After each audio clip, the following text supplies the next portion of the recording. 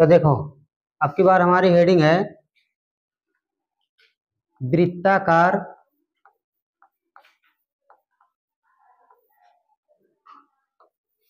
कुंडली के कारण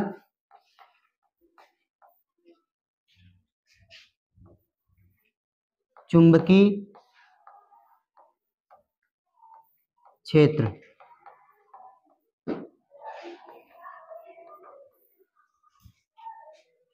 अब की बार हमारा ये हेडिंग रहेगा। तो देखिए, मान लो कोई एक वृत्ताकार कुंडली कुछ इस प्रकार से है।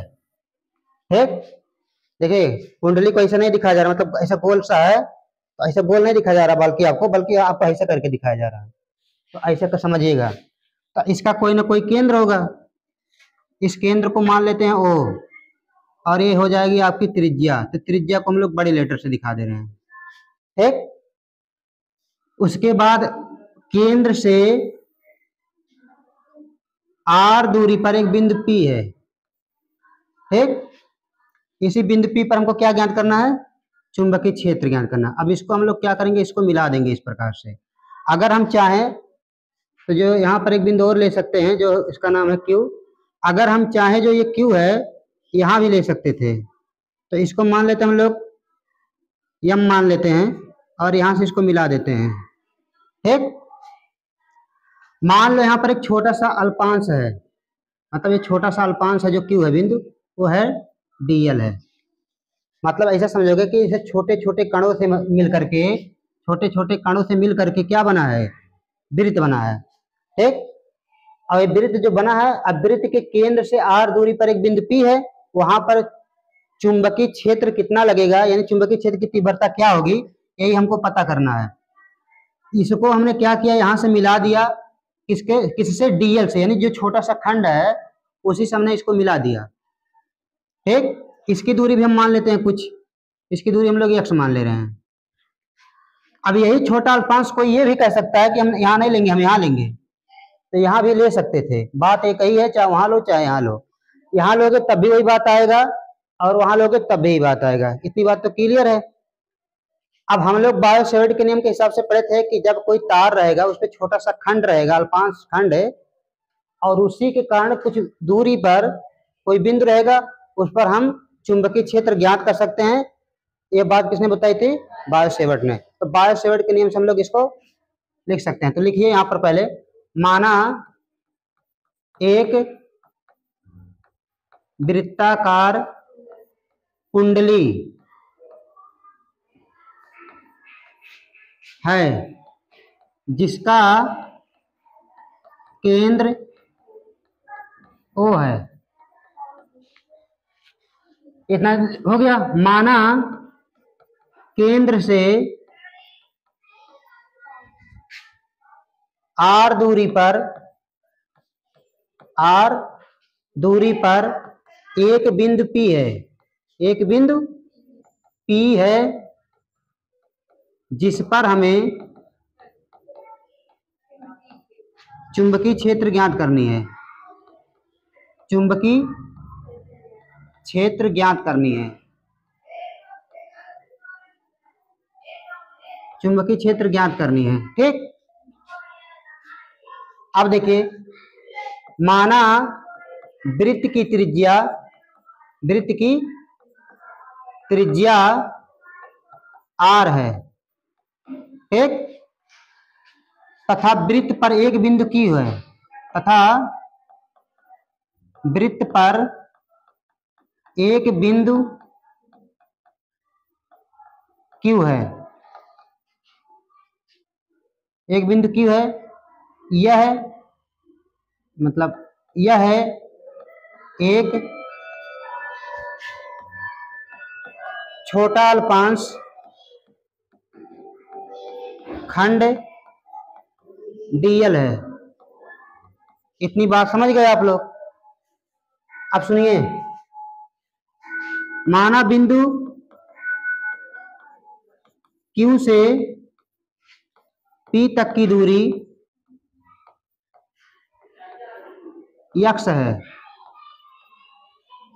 ठीक, छोटा सा खंड है, इस खंड से x दूरी पर एक बिंदु P है, केंद्र से वही बिंदु की दूरी R है, मतलब बिंदु P केंद्र से R दूरी पर है छोटे लेटर में। अब खंड से जो छोटा सा खंड है उससे कितनी दूरी पर है, x दूरी पर है।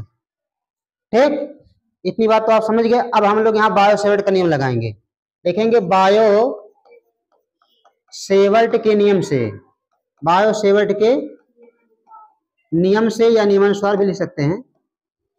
तो बायो सेवर्ट का नियम ये बता रहा था कि भाई dv बराबर म्यू 0 बटे 4 पाई, उसके बाद आई dl साइन थीटा अब बटे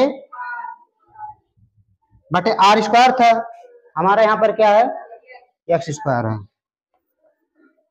समझ गए? ठीक, हाँ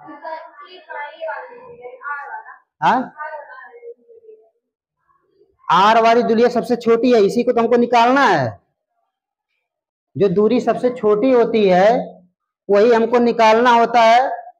अब बड़ी दूरी हम लोग इसलिए लिखते हैं क्योंकि उन्होंने बताया था जो खंड है उससे जो दूरी बन रही है उसके हिसाब से उन्होंने सूत्र दिया था, और हम लोग कुछ छोटे वाले को निकालना चाह रहे हैं क्योंकि हम लोग को क्या मतलब है कि उन्होंने जो दिया था मतलब सिद्धांत, उस सिद्धांत का प्रयोग करके हम ऐसा सूत्र बनाएंगे जो बहुत छोटा हो।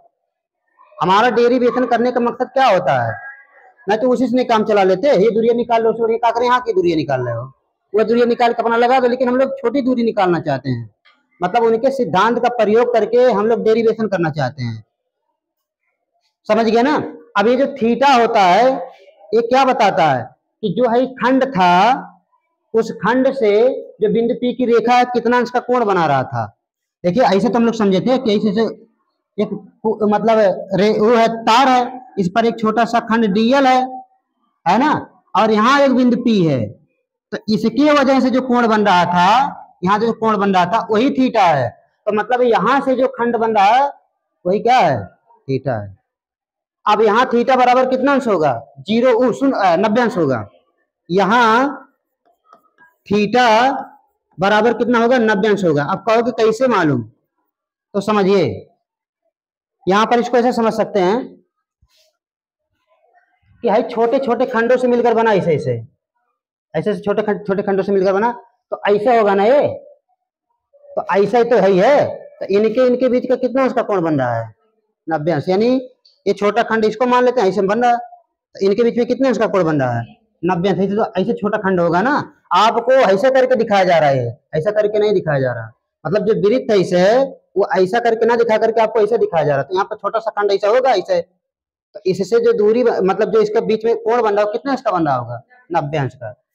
तो जाहिर की बात यहाँ हम 90 अंश लिखेंगे। क्या लिखेंगे, तो dv बराबर म्यू 0 बटे 4 पाई आई dl साइन 90 अंश, कितना अंश, साइन 90 अंश बटे एक्स स्क्वायर। अब साइन 90 अंश का मान तो 1 होता है, तो यहाँ 1 का गुणा करेंगे यही आएगा। तो dv बराबर म्यू 0 बटे 4 पाई आई dl एक्स स्क्वायर, इसको हम लोग समीकरण 1 बना देंगे। ठीक, अब इसी का सहारे हम लोग आगे बढ़ेंगे धीरे धीरे। तो देखिए